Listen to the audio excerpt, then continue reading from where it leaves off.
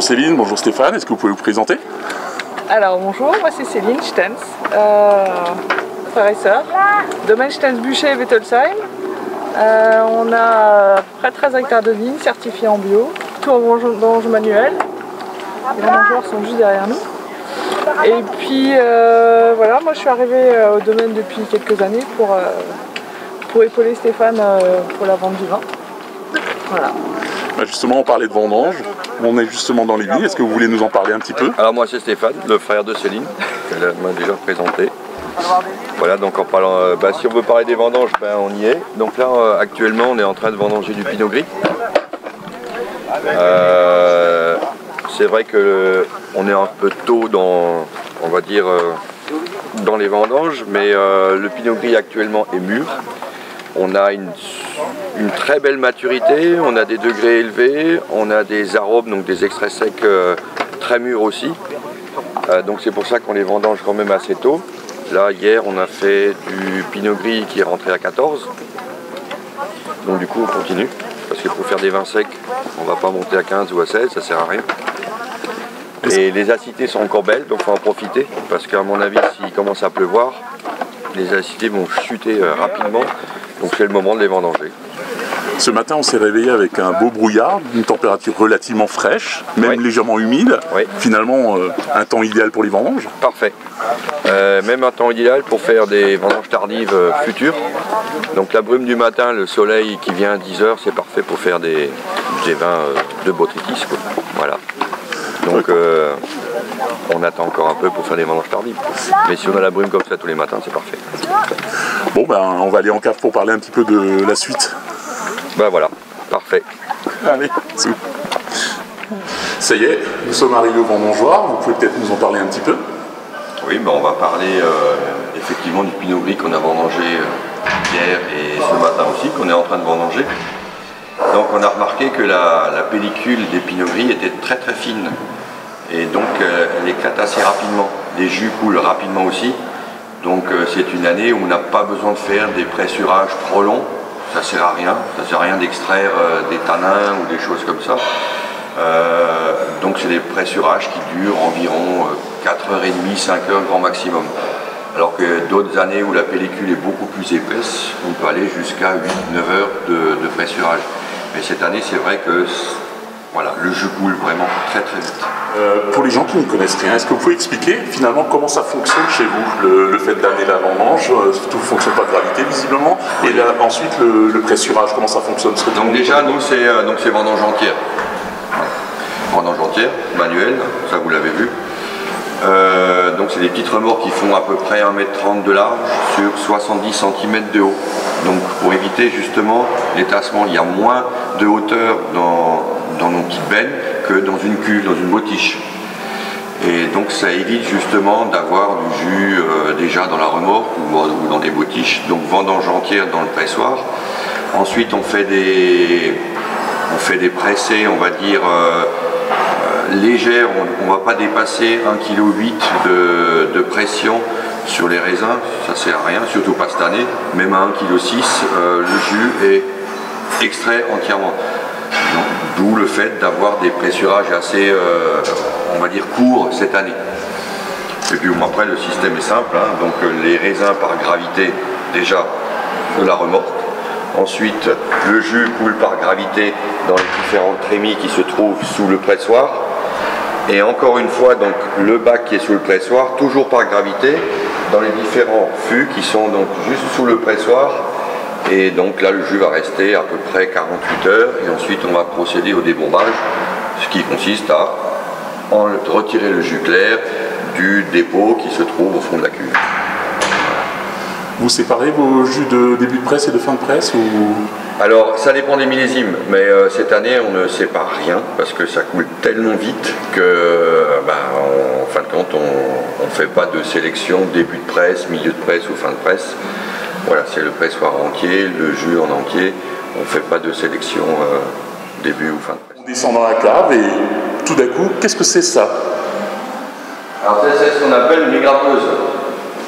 Donc comme je disais, dans les vignes et également avant au pressoir, les pinots sont mûrs, soit pinot blanc, soit pinot gris, mais également les pinots noirs. En général, moi, je récolte des Pinot Noirs assez tardivement, donc avec des maturités très élevées, mais là, en fin de compte, cette année, ils sont déjà à maturité. Là, on a rentré la semaine dernière des Pinot Noirs pour le crément qui sont déjà rentrés à 13, ce qui est quand même déjà très élevé pour le crément. Et en fin de compte, là, on va rentrer le reste de Pinot Noir samedi et lundi. Et les derniers prélèvements ont fait que, en fin de compte, le Pinot Noir est entre 14 et 15, avec des raisins très mûrs, que ce soit au niveau des extraits secs, une belle acidité et déjà surtout une belle couleur. La couleur, elle est exceptionnelle. Et donc ça, on a déjà installé des grappeuses, donc en fin de compte, ce qui consiste à séparer les baies de la rafle. Alors c'est très simple, c'est toujours par gravité. Donc pareil qu'avec le blanc, donc c'est vendangé dans les mêmes baies, et on va vider tout doucement par gravité par-dessus dans les grappeuses, donc qui va égrapper les grappes, qui va tomber dans ce que vous voyez ici, l'espèce de bottiche fabrication maison. Et en dessous, on aura des cuves de 1000 litres. Ces cuves de 1000 litres vont servir à la fermentation et macération du Pinot Noir. Macération qui vont durer entre 25 à 30 jours. Parce que c'est des macérations à très basse température. C'est-à-dire qu'on est en moyenne entre 15 et 16 degrés en température, pas plus. Il y aura peut-être une journée, un pic à 18-19, mais sinon c'est en moyenne, c'est 15-16 degrés, pas plus. Pigeage, donc manuel, pas de remontage. Qu'est-ce que le pigeage? C'est très simple, c'est pendant la fermentation ou macération, qui est la même, enfin pas la même chose, mais ça se fait en même temps, le marc va monter en surface par la fermentation. Le jus va se trouver en dessous. Le problème, c'est que le marc va se dessécher. Donc ce qu'il faut, c'est humidifier toujours ce marc régulièrement. Donc soit on le fait par remontage, c'est-à-dire c'est très simple, on met un tuyau au fond, on pompe le jus et on arrose le marc. Bon, ça c'est une technique que nous n'utilisons pas. Donc nous, on a une grosse masse en bois. Et là, on pige manuellement. C'est-à-dire qu'on enfonce le marc au fond de la cuve pour que le jus revienne par-dessus. Donc c'est un peu de sport. Vu que c'est des cuves de 1000 litres, on en a quand même une douzaine dans toute la cave.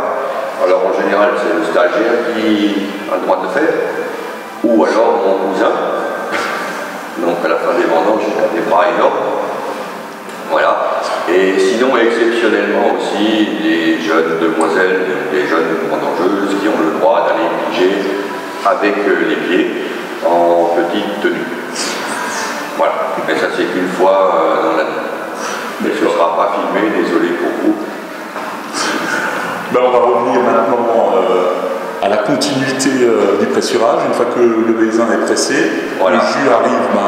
Donc, comme je disais avant, le jus arrive donc dans ces différentes cuves. Après le pressoir, reste ici 48 heures.